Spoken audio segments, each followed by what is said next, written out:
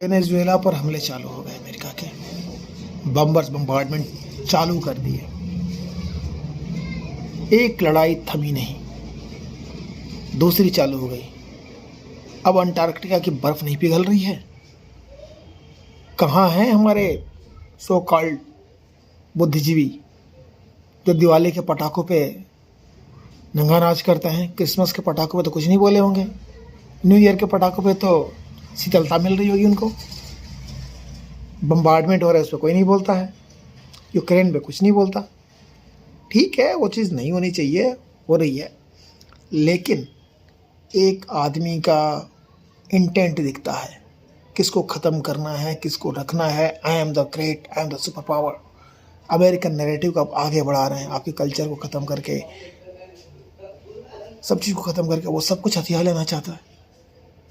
दूसरी बात, ये जो लालच है, ये वही लालची अमेरिकन्स हैं जो ब्रिटेन के इम्पीरियलिज्म के टाइम पे ब्रिटेन पूरी दुनिया पर राज कर, उन्हीं की संततियाँ हैं जो अमेरिका जाके शिफ्ट हो गई हैं। बोलते हैं यूरोप, मतलब ब्रिटेन को जब छींक आती है, यूरोप को छींक आती है तो अमेरिका को खांसी हो जाती है। आज मादुरो के ऊपर हमले हो रहे हैं, ड्रग कार्टेल के नाम पे हमले हुए थे। ड्रग कार्टेल कंट्रोल करो। आप मादुरो को बोले सत्ता परिवर्तन हो जाए, छोड़ दें। आप तो बिल्कुल कंट्रोल करके स्नैच कर लेना चाहते हो उसके रिसोर्सेस को। ये चीज़ ठीक नहीं है। वहाँ की जनता को गुलाम बनाने की अगर साजिश हो रही है तो गलत है। हर जगह की जनता को एक ऐसे दुष्चक्र में फंसा के रखा गया है। आप देख लीजिए आज के जो ऐप्स हैं जो छोटे छोटे जॉब दे रहे हैं, खैर जॉब तो दे रहे हैं ऑनलाइन, लेकिन उनकी इतनी वेज कम है, इतनी पेमेंट कम है उस टाइम, और उसके हिसाब से लोगों को, आम मजदूर को इतनी कम पेमेंट मिलती है कि वो बस सर्वाइव करना उसके लिए मुश्किल है। और ये लोग युद्ध के लिए इतनी धनराशि कहाँ से आ रही है भाई? कौन सा टैक्स का पैसा ये लोग लूट रहे हैं बताइए? पेटेंट के नाम पे, आपके राइट्स अलग अलग बना करके जो चीज़ें ले रही है, सिस्टम के नाम पे शोषण के जो तंत्र बनाए गए हैं, आम आदमी का जीना बेहाल हो गया है। देखिए, अजीब हालात है। युद्ध को फंड कहाँ से जा रहा है? तेल जा रहा है, ये सारी चीज़ आ रही है, और आम आदमी को रोटी नहीं मिल रही है। करोड़ों के बम बरसते हैं, लेकिन आम आदमी परेशान है। सोचने वाली बात है। ये कितनी दर्दनाक सीन है।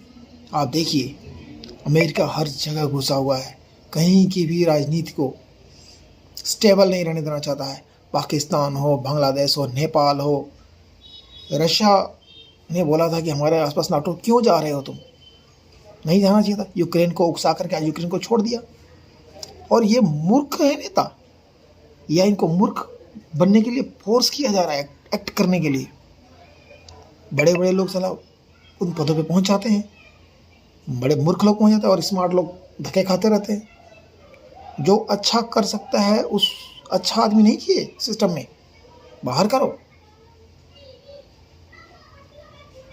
बड़े बड़े जो सेल्स सर्वेंट्स हैं, अगर अंदर से पता करेंगे तो किस तरह से व्यवस्था चरमरा रही है, और किस तरह से एक सोल सुपर पावर के इशारे पे नाच रही है हर चीज़। आप जब सत्ता के करीब जाएंगे तो आपको इसके दर्शन होंगे। ये दिखाने के लिए कि ये इंडिया है। कई ऐसे मौके आए जब पाकिस्तान का अस्तित्व तो खतरे में था, उसको बचाया गया। 48 की बात हो, चाहे उससे पहले की बात हो, और मल्टीपल कंट्रीज क्रिएट किए गए, डिवाइड किया गया। Divide and rule is the biggest policy of power.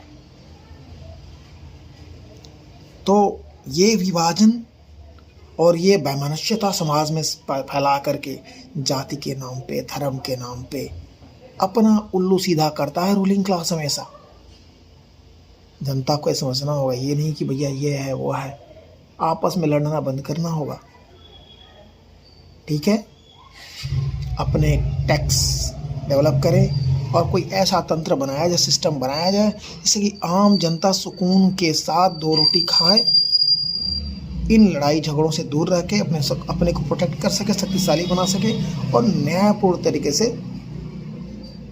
समाज में रह सके, वैमनस्यता से दूर। ऐसे समाज के निर्माण की अगर कोई प्रक्रिया आप लोग सपोर्ट करना चाहते हैं, मेरे सिस्टम को लाइक करें, मेरे इस चैनल को लाइक करें, सब्सक्राइब करें और आगे की प्रक्रिया बढ़ाई जाएगी। हमने 20 साल पहले कुछ प्लान बनाए थे, उस पर डिस्कस किया जाएगा और उस पर आगे बढ़ा जाएगा, किसी एक जगह से स्टार्ट किया जाएगा। अब जो सिस्टम है इसी तंत्र में ही स्टार्ट किया जाएगा। सरकार से डिमांड किया भाई कम से कम हमें शांति से रहने दो। 1 गांव, 2 गांव, 3 गांव ऐसे स्टार्ट करेंगे, लेकिन अभी उसमें समय है, उसके लिए फंड्स लगेंगे, सरकार के सपोर्ट से ही होगा।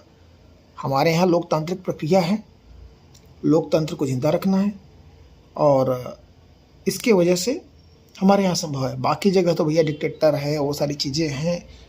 देखिए मादुरो पे बमबारी सब जगह।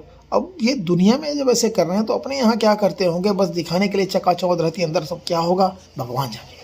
हम तो अमेरिका गए नहीं। तो ये सब युद्ध आप देख लीजिए, एक मतलब समाज हमेशा कोई ना कोई बवाल चलता रहता है फालतू का, ताकि आपके एक्चुअल जो इशूज़ हैं उन पे ध्यान न जाए। चिकित्सा, रोड, अशिक्षा, भूखमरी, इसका समाधान हो सकता था, लेकिन वार के फंडिंग के वजह से इधर फंड्स नहीं आ पाते हैं। प्राइवेट लोग जो आर्म्स लॉबी है, जिसको अपने हथियार बेचने हैं, वो इतनी स्ट्रांग है। ड्रग्स लॉबी है, इतनी स्ट्रांग है, उनके खिलाफ एक्शन लेते ही आपके खिलाफ कार्रवाई हो जाती है। आप कहाँ जाते हो पता नहीं चलता है, आपके साथ क्या हो गया। तो बड़ा संभल के रहना पड़ता है और हम अपने एरिया को प्रोटेक्ट कर सकते हैं। तो हमारे गांव के आसपास के लोग, जो बलिया के क्षेत्र के लोग हैं, अपने को एजुकेट करें, टेक्निकली एडवांस करें, अप स्किल करें, ताकि हम सिस्टम एडवांस सिस्टम बनाएं। और नॉलेज स्प्रेडिंग सबसे ज़्यादा ज़रूरी है।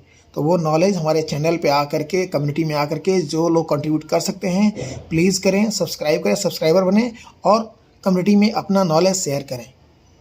जो रिक्वायरमेंट्स हों, जो परेशानियां हैं वो शेयर कर सकते हैं। हम लोग ऑल ओवर इंडिया का एक कम्युनिटी बना सकते हैं, जिसमें कि है कम्युनिटी है ऑन व्हाट्सएप पे, इट इज़ एग्जिस्टिंग और वो लोग हेल्प भी करते हैं, लेकिन इसको और भी एडवांस करने की ज़रूरत है। नमस्कार, जय हिंद।